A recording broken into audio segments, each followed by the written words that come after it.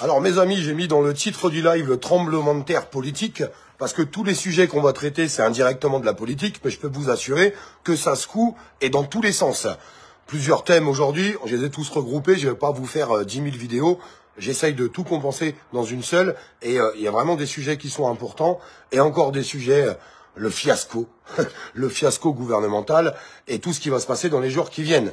Motion de censure qui sera déposée demain par les socialistes, on va en parler dans cette vidéo, car il serait peut-être temps de faire sauter ce gouvernement, mais il serait peut-être temps que les oppositions fassent tous leur travail, je pense que vous serez tous d'accord avec moi. Jeux Olympiques, 6 millions d'euros dans le baba. D'ailleurs, il faut que je vérifie, parce que je dis 6 millions, mais je crois que c'est 6 milliards. Il me semble que c'est plus 6 milliards. D'ailleurs, dites-moi dans les commentaires, mais il me semble que c'est plus 6 milliards. On va en parler derrière. Trump, il faut qu'on en parle, les amis. Je vois les réactions, je vois des commentaires, et je me dis, merde, c'est les mêmes gens, c'est pas possible. Peut-être qu'il y a des choses qu'ils n'ont pas compris, peut-être. Je sais pas. Je m'interroge, je pose des questions. On va parler de Trump et de ce qui s'est passé ces derniers jours dans ce live, parce que je pense que c'est super important.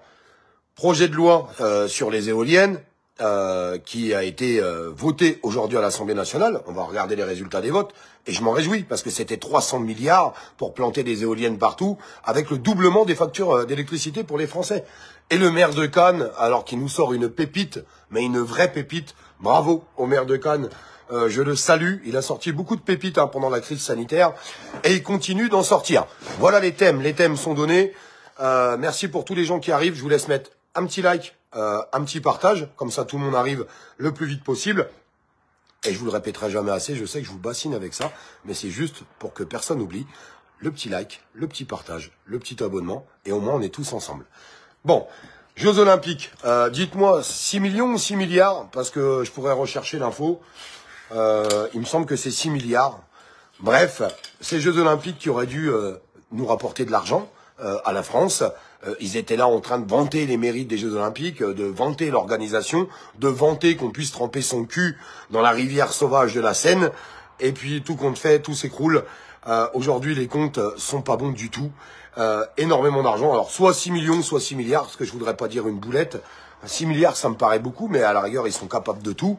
En tout cas, beaucoup d'argent de perdu pour le contribuable, même si ce gouvernement n'a cessé de nous répéter que ça allait rapporter de l'argent à la France. Milliards. Ah, c'est 6 milliards, on me confirme 6 milliards. Vous voyez, ça me paraissait beaucoup.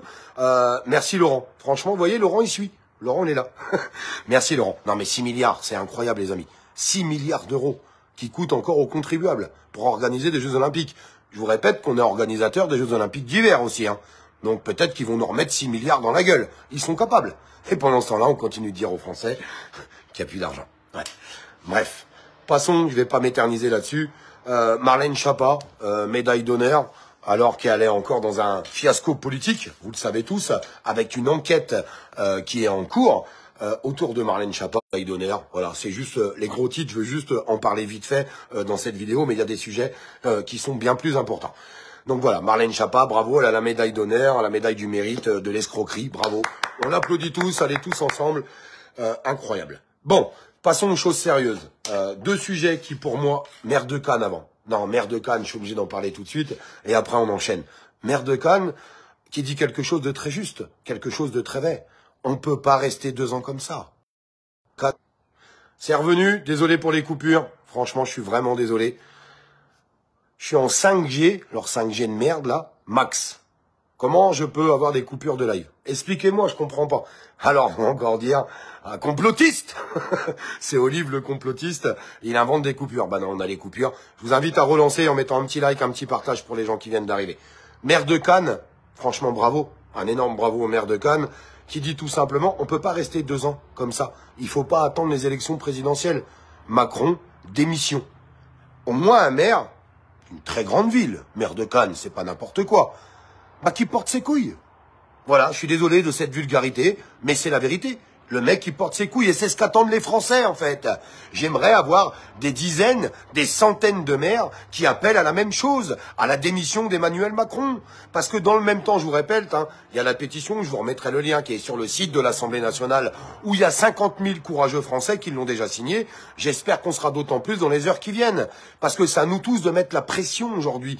Les députés d'opposition, s'ils le sont, vraiment, ils doivent mettre la pression aussi sur Emmanuel Macron. Justement, on y vient. Demain, une motion de censure sera déposée. On a un gouvernement aujourd'hui, on va pas se mentir, qui est, je pense, le pire sous Emmanuel Macron. Vous avez vu Bayrou, dans l'état qu'il est, le bordel. Non mais ça, il faut prendre les bons termes, faut prendre les bons mots. Affaire Bétaram, sécurité, fiasco complet, partout sur toute la France. On ne peut même plus avoir un événement. Vous êtes d'accord? Enfin, je pense que vous serez d'accord avec ça. On ne peut plus avoir un événement. Les Français ne se sentent plus en sécurité. La santé qui s'écroule, l'industrie qui s'écoule, petits artisans, commerçants. On en parlera des commerçants. Je vais vous donner un bel exemple sur Lyon. Hein. Tout est en train de fermer. Bah oui, tout est piéton maintenant pour nos amis écolos. Tu peux plus y aller en voiture. Moi, je vais vous dire un truc. Un commerce, si je peux pas y aller en bagnole, j'y vais pas.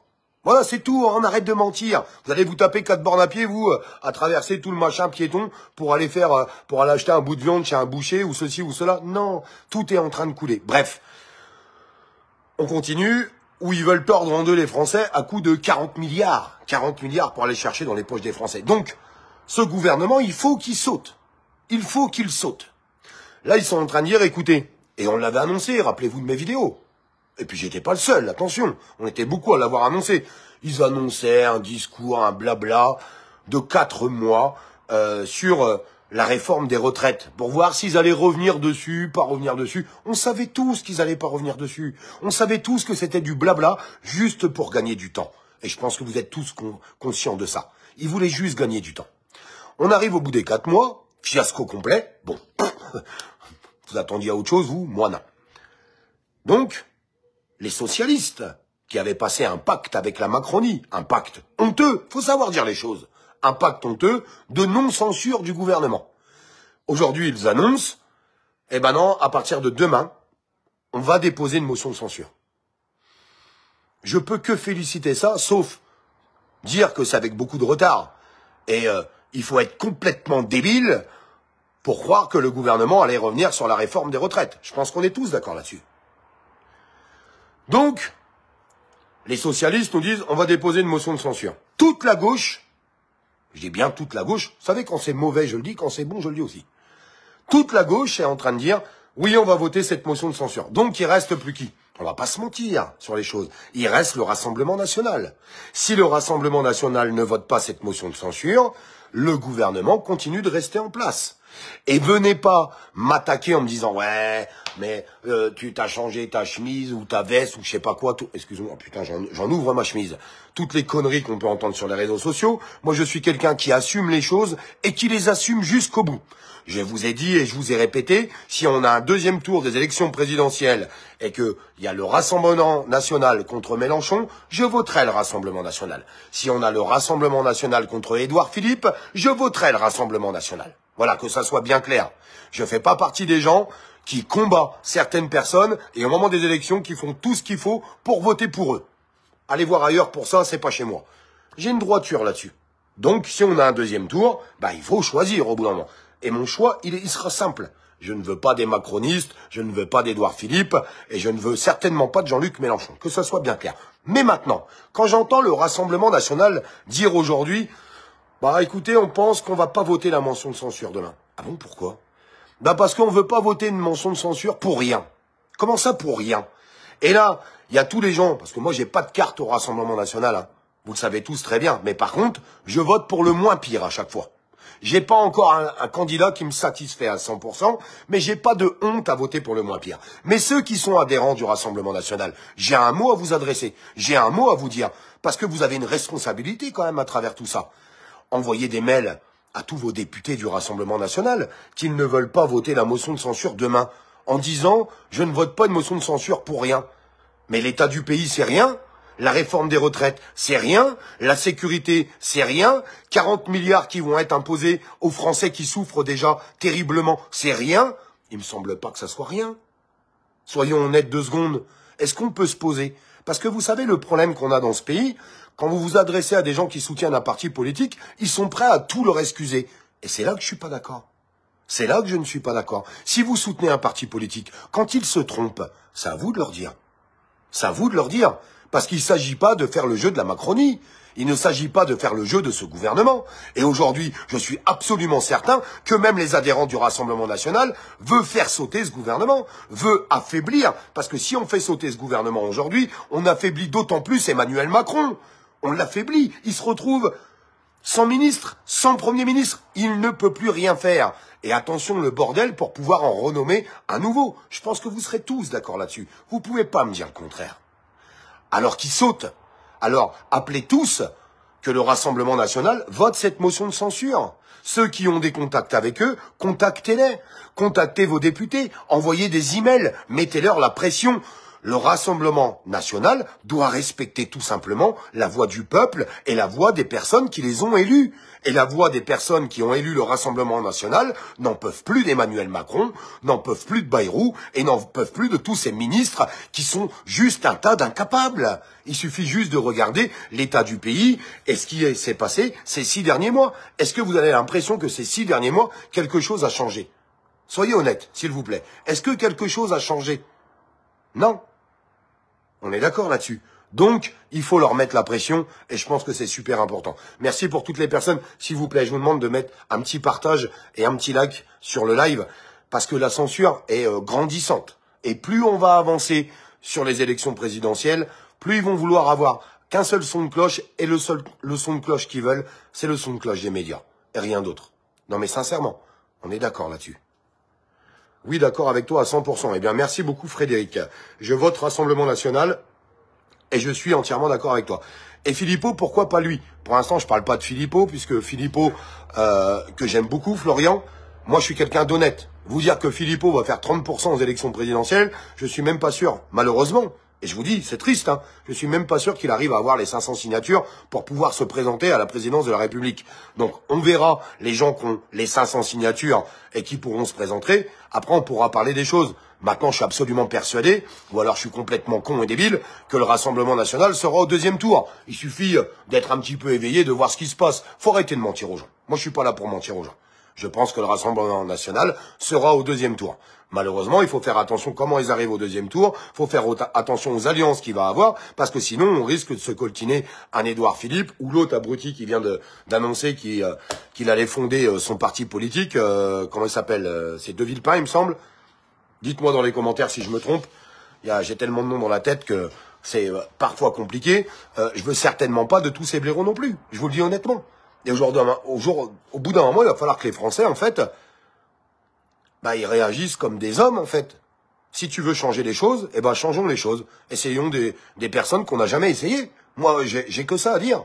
Essayons des personnes qui n'ont jamais été au pouvoir. Et puis après, on pourra parler. Moi, je peux pas me permettre de parler aujourd'hui. Ils ont jamais gouverné la France. Par contre, tous les autres abrutis, tous, ils ont tous fait partie du gouvernement, de loin ou de près. Et c'est bon. On va pas reprendre les mêmes, on recommence. Ça fait 40 ans que c'est comme ça. Il y en a ras le cul. Alors, toutes les gens qui me disent le Rassemblement national ne fera rien, eh ben, on verra quand ils seront au pouvoir. Alors, à moins que vous soyez Madame Irma et que vous ayez une boule de cristal, vous savez pas. Personne sait, en fait. Ça se trouve, ils feront rien. Ça se trouve, ils suiviront le pouvoir en place. Ça se trouve, ils suiviront tout ce qui se passe actuellement. Ou alors, il y aura un vrai bouleversement. Puis, on va découvrir des trucs qu'ils voulaient pas dire en attendant de pas être élus. Et puis, peut-être que tout changera. J'en sais rien. En attendant, la seule certitude que moi j'ai, c'est que tous les politiques qu'on a depuis 40 ans, ils ont coulé la France. Et il y a personne qui peut me dire le contraire, que ça soit la droite ou la gauche. Tous. Donc, tant mieux si on arrive à essayer quelqu'un d'autre qui fait autre chose. Après, je vais pas vous mentir. Je préférerais avoir un candidat qui émerge d'un coup, qui pète dans les sondages, qui soit porté, qui soit monté, je vous le dis honnêtement, et qui me dise, moi je veux le Frexit, je veux sortir de l'OMS, je veux sortir de l'OTAN, il faut un vrai plan sur l'immigration, parce que je suis désolé de le dire, vous pourrez m'insulter de raciste, mais ça c'est les gens qui comprennent rien et qui ont 2 de QI. On peut pas accueillir toute la misère du monde, c'est tout. Tu rentres pas une Twingo dans un autobus, plutôt l'inverse, tu rentres pas un autobus dans une Twingo, ça fonctionne pas. Voilà où on en est aujourd'hui. Point. Donc il est temps de changer les choses. Moi en tout cas, je pense qu'il est vraiment temps de changer les choses. Puis après, chacun pense ce qu'il veut. Parce que si on écoute tout le monde sert à rien, tout le monde va rien changer. Dans ce cas-là, on fait quoi? On fait rien? Non mais, on fait quoi? On fait rien? Bah non, on sera obligé. Et tout ce que je sais, c'est qu'aux élections présidentielles, on sera obligé de choisir entre deux candidats au 2e tour. Ou alors, on fait un petit peu ce qui se passe depuis des années, et je trouve ça triste. On ferme notre gueule, on vote pas, on reste à la maison, on fait pas notre devoir de citoyen, ou alors on va voter blanc, et puis on laisse le pouvoir en place avancer. 2027, c'est une date importante. C'est une date très importante. Et je vais vous dire quelque chose. Si jamais un jour le Rassemblement national est élu, je vais vous dire un truc. Il aura vraiment pas le droit à l'erreur. Parce que quand je vois le nombre de personnes qui attendent après eux, quand je vois le nombre de personnes qui leur font confiance, quand je vois le nombre de personnes qui attendent que les choses changent, si un jour ils ont le pouvoir et qu'ils chient dans la colle, vaudrait mieux qu'ils se barrent jusqu'en Alaska se planquer. C'est une certitude. Parce que ça fait des années de promesses, des années où on fera ci, on fera ça, on fera comme ci, on fera comme ça. Ben moi j'attends qu'une seule chose, qu'ils aillent le pouvoir et qu'ils nous fassent voir. Voilà, j'ai que ça à dire. Trump, alors là, je vais en prendre plein les dents, mais je m'en fous, parce que je fais partie des gens qui continuent de dire ce que je pense. J'ai vu une avalanche sur Trump. Trump, ah, vous avez vu tout qu'on fait, c'est un enfoiré, mais regardez ce qu'il a fait, mais vous vous rendez compte, ah bah le mec qui voulait pas les guerres, et patati, et patata, et je me rends compte qu'il y a des personnes qui prennent pas le temps de se poser et de réfléchir 2 minutes. Qu'est-ce qu'il a fait Trump? Vous avez l'Israël qui attaque l'Iran, jusqu'ici tout le monde est d'accord, c'est ce qui s'est passé, en disant on va attaquer leur base. Ils ont des bases où ils sont en train de construire la bombe atomique, la bombe nucléaire. On est d'accord là-dessus. L'Israël dit donc, en fait, on les attaque pour détruire tous les sites pour pas qu'ils puissent avoir la bombe nucléaire. Le problème, c'est que l'Israël n'a pas les armes en conséquence pour pouvoir détruire tous ces sites. Donc ça veut dire que l'Israël avait lancé, l'opération qu'ils avaient lancée, c'est une guerre très meurtrière qui aurait encore fait des milliers de morts, des milliers de victimes, des milliers d'enfants qui seraient encore morts. Et tous ces gens-là sont des innocents. N'oubliez pas qu'il faut faire la différence entre le peuple et les dirigeants. Jusqu'ici, je pense qu'on sera tous d'accord. Trump, il regarde ça, il dit, ah bon, l'Israël, elle attaque l'Iran pour détruire les bases qui pourraient construire le missile. Bon, vas-y, déploie-moi ce qu'il faut, tac, tac, tac, tac, tac. En 2 jours, Trump, bam, bam, bam, bam. Il a niqué toutes les bases qui étaient susceptibles de développer du nucléaire. Combien de morts? Combien de morts avec l'attaque de Trump? Je vous écoute dans les commentaires, n'hésitez pas. Combien de morts? 0. 0 mort. Mais tu enlèves la possibilité à des terroristes, parce que arrêtez votre violon à 2 balles, hein, ceux qui chantent du violon pour nous dire que les gens qui gouvernent aujourd'hui en Iran sont des gens bien, des gens fabuleux. Non, c'est des gens qui financent des terrorismes, c'est des gens qui s'en prennent aux femmes, qui cherchent la liberté là-bas en Iran. Bref, je pourrais vous en citer pendant 3 quarts d'heure, je vais pas rentrer là-dedans, mais vous inquiétez pas, ceux qui soutiennent le gouvernement d'Iran, on sait qui ils sont et on sait avec qui ils sont. Voilà, que ça soit bien clair. Maintenant, Trump a été super intelligent puisque il bombarde toutes ces bases, ces 3 bases qui sont stratégiques, et il dit, bah maintenant, c'est cessez-le-feu. Beaucoup de gens disaient, oh non, mais l'Iran, ils n'ont pas accepté le cessez-le-feu. Communiqué officiel de l'Iran il y a 3 heures, nous acceptons le cessez-le-feu et la fin de la guerre à partir du moment que l'Israël le respecte. Et c'est là que Trump rentre en marche. Parce que Trump, il dit quoi à l'Israël? Vous avez fait la guerre contre eux parce que vous vouliez pas qu'ils développent la bombe nucléaire. Bah c'est bon, nous on a tout dégommé. Donc maintenant, vous arrêtez votre délire. Stop, c'est fini. La fin du jeu, c'est Trump qui l'a sonné. Et c'est là qu'on voit l'intelligence de Trump. Parce que si Trump, il agit pas, la guerre en Iran avec l'Israël a duré des années et des années et des années, avec des centaines de milliers de morts. Et encore plein d'innocents qui seraient morts. Du coup, l'Israël qui respecte pas ce cessez-le-feu. Faut savoir dire les choses. Là, c'est l'Israël qui respecte pas le cessez-le-feu. Trump lui-même le dit, et il a tout à fait raison. Et qu'est-ce qu'il dit maintenant à l'Israël? Maintenant, vous allez vous calmer. Netanyahou, tu vas te détendre. Maintenant, je t'ai dit d'arrêter, donc tu vas arrêter. Et si t'arrêtes pas? Tes robinets, je vais les fermer. Parce que qui fournit les armes à l'Israël? Quel est le principal fournisseur d'armes à l'Israël? Les États-Unis. Les États-Unis. Moi, je vais vous dire un truc. Trump a fait un coup de maître. Le mec, il a bombardé des bases où il développait le nucléaire. C'est très très bien que l'Iran n'ait pas de nucléaire, même si vous ne me ferez pas croire qu'ils n'ont pas déplacé un peu de matériel avant de se faire attaquer. En tout cas, moi, c'est ce que je pense. Mais en tout cas, il attaque ses bases et il dit à l'Israël, bah maintenant, t'as plus de motif pour attaquer. Les bases, je les ai détruites. Donc maintenant, tu arrêtes. tu te calmes. Et si tu te calmes pas, nous, on va te calmer. Parce que l'Israël, sans les États-Unis, ils sont rien. Absolument rien. Au niveau militaire. Qu'on soit clair. Et tous les gens qui vont venir me dire le contraire, vous vous plantez. Allez voir les chiffres, allez voir ce qu'aujourd'hui les États-Unis vendent à l'Israël en armement. Vous allez voir, c'est impressionnant. Impressionnant. Donc arrêtez de raconter n'importe quoi. Donc aujourd'hui, moi je salue l'action de Trump. Et les gens qui l'ont sali, qui lui ont craché à la gueule, Trump a évité des centaines de milliers de civils et d'enfants et de personnes âgées de mourir. Et encore, des gens innocents. Puisqu'on est déjà à 900 ou 980 morts en 12 jours. Pas par les États-Unis, par les attaques de l'Israël. Qu'on soit clair. Il y a eu des morts aussi de l'autre côté, l'Iran qui a attaqué l'Israël. Il y a eu des morts aussi de ce côté-là. Je rentre pas là-dedans. Ce que je suis en train de vous dire, moi je suis content quand la paix peut arriver. Et je suis content pourquoi? Parce que du coup l'Iran, je pense qu'ils sont très très affaiblis. Et pour qu'ils puissent développer l'arme nucléaire, ça va être très compliqué. Et vous inquiétez pas, les États-Unis vont continuer de suivre le truc. Et bien d'autres pays qui sont autour. En attendant, les États-Unis, ils ont fait 0 mort. Et ils ont mis fin à quelque chose. Et vous verrez, dans les jours qui viennent, ça va s'éteindre. Ça va s'arrêter. Parce que si l'Israël continue, je peux vous assurer que là, Trump tapera du poing sur la table et les sanctions, ils vont tomber. Et là, il pourra plus faire le malin, Netanyahou. Oui, il pourra plus faire le malin. Parce que moi, j'ai rien contre le peuple d'Israël. Je le répéterai toujours, j'ai rien contre les peuples. Parce qu'il faut qu'on apprenne un peu plus à se respecter et au moins à se soutenir. Parce que les peuples, vous savez, à chaque fois, ils y sont pour rien. C'est pas eux qui prennent les décisions. Par contre, c'est eux qui meurent. Et il faut jamais se féliciter qu'il y ait une guerre quelque part. Parce que c'est toujours des enfants qui perdent la vie. C'est un massacre total. Des innocents qui perdent la vie au quotidien. Mais quand je vois le lynchage médiatique, même certains contestataires qui n'ont peut-être pas compris le délire au début. Vous savez, il faut savoir prendre son temps. Vous avez vu, j'ai pas trop réagi là-dessus. J'ai annoncé ce qui se passait. J'ai pris la parole une fois ou deux. Mais j'ai laissé venir, tranquillement. Parce qu'il fallait laisser venir tranquillement. Je pense que c'était super important de laisser les faire les choses comme ça. Et moi, j'ai la certitude que vous verrez. Dans les jours là qui viennent, tout va s'arrêter. Et tant mieux. Et tant mieux. Tant mieux. Et tous les gens qui se félicitent de la guerre, allez la faire, la guerre. Allez la faire, parce que vous savez pas ce que c'est.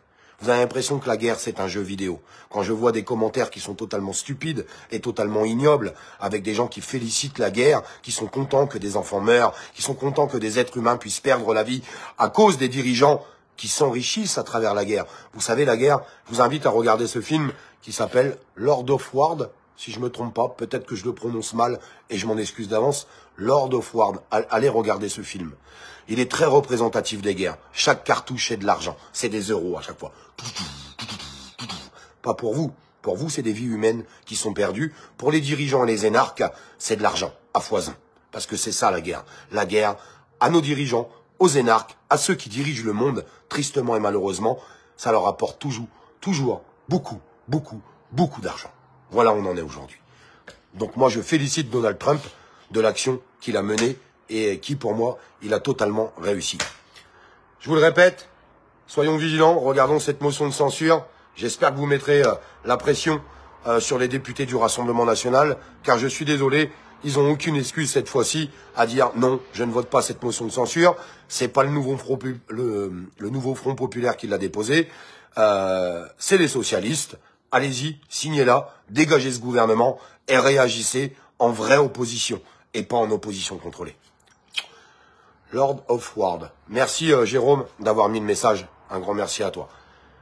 Je coupe ce live. Ceux qui ne l'ont pas encore fait, juste un petit like, un petit partage, un abonnement. Et on continue de propager les choses. Et rassemblez-vous en tant que patriotes. C'est super important. Le pays est vraiment en péril. Sincèrement, je vous le dis. Mais si nous, on ne lâche pas, si nous, on arrive à se rassembler, si nous, on arrive à se souder, on en sortira gagnant, même si je sais que c'est très long. Mais on peut y arriver et on finira par y arriver tous ensemble. J'en suis totalement persuadé. Pour ça, il faut qu'on apprenne à s'aimer un minimum avec les bonnes personnes, avec les personnes qui ont des respects pour ce pays, qui ont du respect pour ce drapeau et qui ont du respect pour les valeurs et les traditions françaises. C'est tout ce que je veux à travers mes pages et à travers la France. Je vous embrasse.